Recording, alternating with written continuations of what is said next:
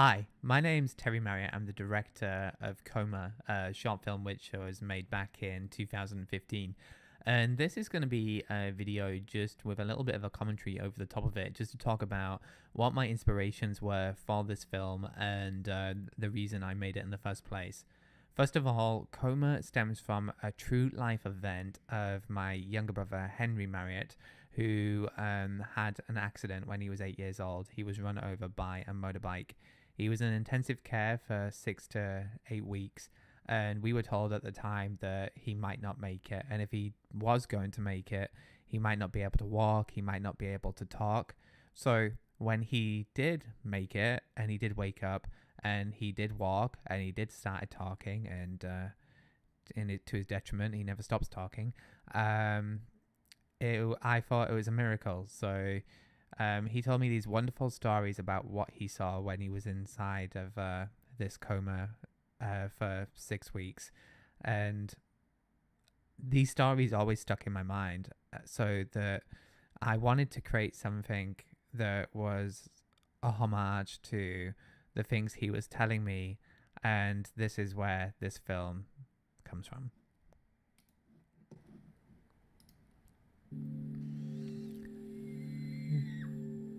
So Coma opens up on a beach with our character Lily screaming for help, and her father Frank, who's at the other end of the beach, who's down on the ground, and he can't move and he can't see.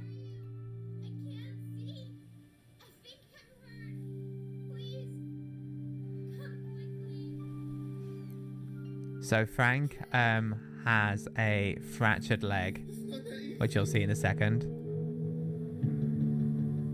Great makeup by our makeup artist, Stephanie. Where are you? What can you feel? Lily can feel the water coming in because her leg's trapped as well.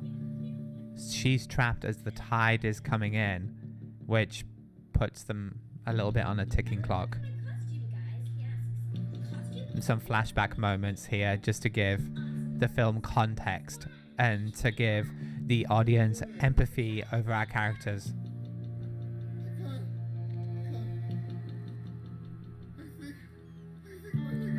I'm a big fan of having close-up shots when it comes to making a film, because I want the audience to have a relationship with my characters.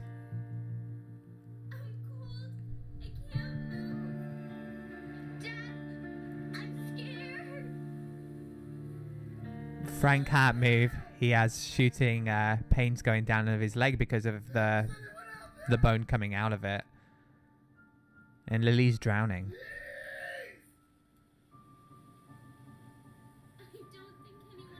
I love putting the camera right down on the ground with the characters. I don't think there's any more of an intimate moment you can create.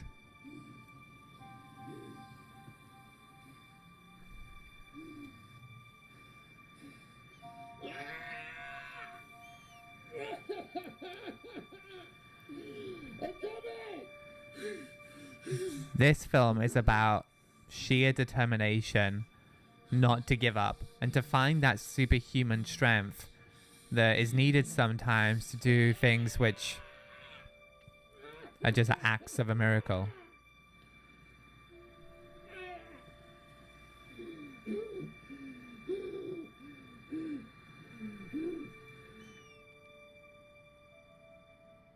So here comes the hand of one of my best friends. This is actress Robin Westcott, who this was the first time I ever worked with her. And I remember when she came into the audition, she really wanted to know about the film. Like, she started questioning its meaning and her character. And it was this point that I became very, very good friends with Robin. And I was very intrigued by her acting methods. And we've worked on countless films ever since. And yeah, it goes without saying that I've got a lot of respect for this lady.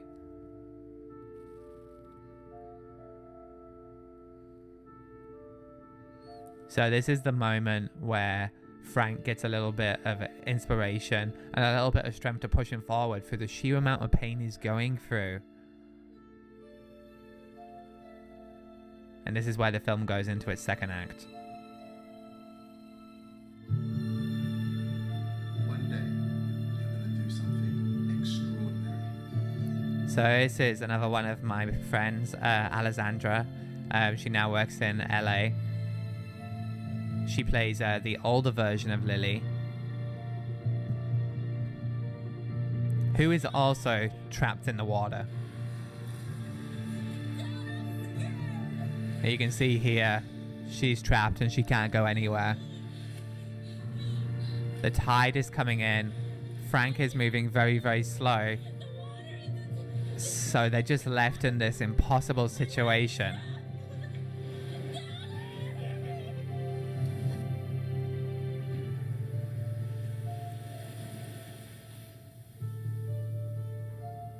Beautiful shots.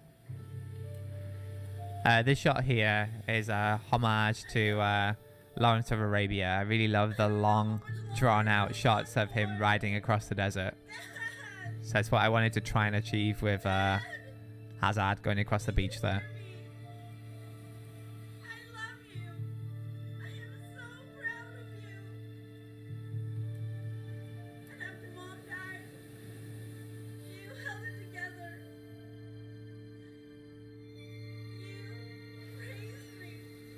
So the film now goes into its final act. Lily wakes up in a car, covered in blood. She sees her father literally unconscious at the wheel. A single tear comes down her eye.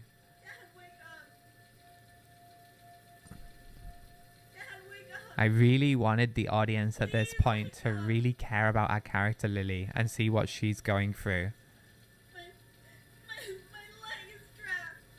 Her leg is trapped in the car, which was a physical metaphor for her leg being trapped in the ocean in the last scene. The engine is still running.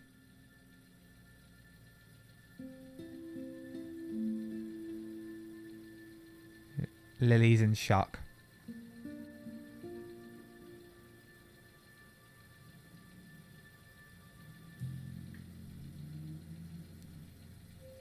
This part of the film is a homage to Captain Phillips, to the end scene where Tom Hanks is being treated by the medic. I wanted a 911 operator to act really, really calm, because that's what they should be doing in their job, and to try and deal with a woman who's clearly in shock and going through something. My name is Lily. I can't move. He's unconscious. At this point, Lily doesn't know how to deal with the situation. Lily, you're not gonna be alone. And that line there, "I don't want to be alone," is kind of the meaning behind this entire movie. It's about how do you cope with the loss of loved ones, and you have to learn to be alone, and you have to learn to grow from their philosophy of life.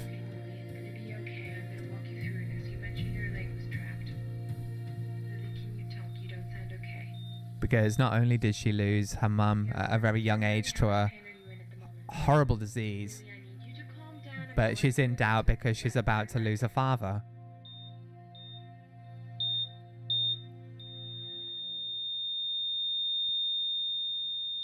And the name of the film is the punchline for the entire thing.